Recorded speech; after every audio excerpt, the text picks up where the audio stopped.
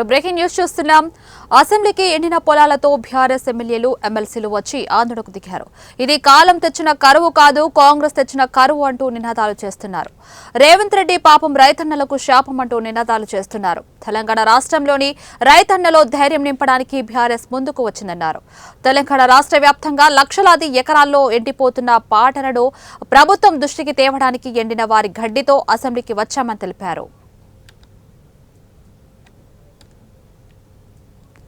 కాంగ్రెస్ ప్రభుత్వం వచ్చాక 480 మంది రైతులు ఆత్మహత్య చేసుకున్నారని ఆగ్రహించారు. కేసీఆర్ పై కోపంతో మెడిగడ్డని ఎండబెడుతున్నారు. అక్కడ ఇసుక దందా చేస్తున్నారని నిప్పులు చెరికారు. చంద్రబాబు మీద ప్రేమతో కిందికి నీరు విడిచింది ప్రభుత్వం. ఇక్కడ తెలంగాణ రైతుల పంటకు ఎండబెట్టాలని ఆగ్రహించారు. ఎండిన పంటలకు ఎకరానికి 25,000 నష్టపరిహారం ఇవ్వాలని డిమాండ్ చేస్తున్నామన్నారు.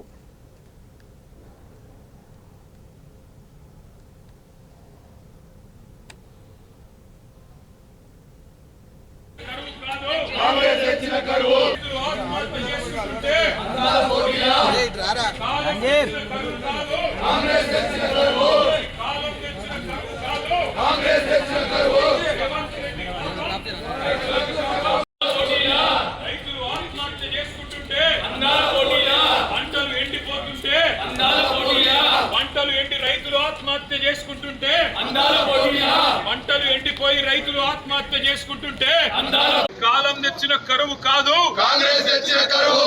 రేవంత్ రెడ్డి పాపం రైతులకు శాపం, రేవంత్ రెడ్డి పాపం రైతులకు శాపం. పంటలు ఎండిపోతుంటే రైతులు ఆత్మహత్య చేసుకుంటుంటే, రాష్ట్రమంతటా పంటలు ఎండిపోతుంటే రైతులు ఆత్మహత్య చేసుకుంటుంటే, రాష్ట్రంలో రైతులు ఆత్మహత్య చేసుకుంటుంటే, రాష్ట్రంలో పంటలు ఎండుతుంటే రేవంత్ రెడ్డి పాపం, రేవంత్ రెడ్డి పాపం, రేవంత్ రెడ్డి పాపం, రేవంత్ రెడ్డి పాపం, రైతులకు శాపం, రేవంత్ రెడ్డి పాపం, రైతులకు శాపం. కాలం తెచ్చిన కరువు కాదు, కాంగ్రెస్ తెచ్చిన కరువు, కాలం తెచ్చిన కరువు కాదు, కాంగ్రెస్ తెచ్చిన కరువు. కాలం తెచ్చిన కరువు. దాదాపు 9 నెలల నుంచి 11 నెలల నుంచి ముట్టుకుంటూనే ఉన్నాం.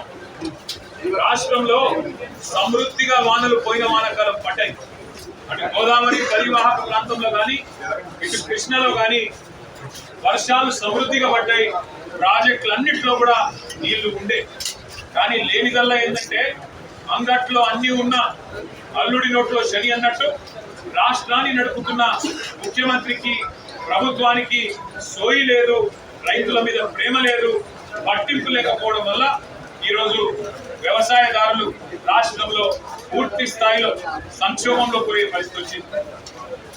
480 మంది పైచిలకు రైతులు ఈ రాష్ట్రంలో ఇప్పటికే ఆత్మహత్య చేసుకున్నారు. కాంగ్రెస్ ప్రభుత్వం వచ్చిన తర్వాత కేసీఆర్ గారి మీద కోపంతో, పుట్టి ద్వేషంతో మేడిగడ్డను ఇవాళ రిపేర్ 2-3 నెలల్లో పూర్తి చేసి ఒక్క పైసా కూడా ప్రజల మీద భారం పడకుండా ఆ కాంట్రాక్ట్ సంస్థ ముందుకొచ్చినా కేవలం కేసీఆర్ గారి మీద కోపంతో మేడిగడ్డను ఎండబెట్టి అక్కడ ఇసుక వ్యాపారం చేస్తున్నది, ఒక బ్రోకర్ పని చేస్తున్నది రేవంత్ రెడ్డి ప్రభుత్వం. ఒకవైపు ఇసుక తోడుకుంటూ కాంగ్రెస్ నాయకుల జేబులు నింపుతూ, మరొక వైపు లక్షలాది